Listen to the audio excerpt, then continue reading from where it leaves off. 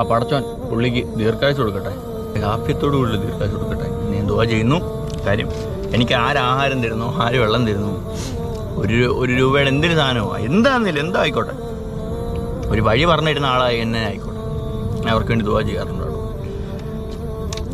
കാര്യം ഞാൻ അല്ലാതെ എന്താ നിങ്ങൾ ഉദ്ദേശിക്കുന്ന പോലത്തുള്ള ഒരു യാത്ര ചെയ്യണമെന്നല്ല.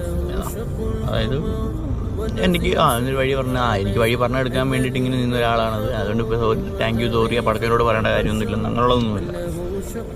എല്ലാവർക്കും ഞാൻ ദുആ ചെയ്യാറുണ്ട്. ദുആ എന്ന് വെച്ചാൽ പ്രാർത്ഥന കേട്ടോ, നമ്മുടെ അറിയാത്ത ആളുകൾക്ക് വേണ്ടിയിട്ടാണ്.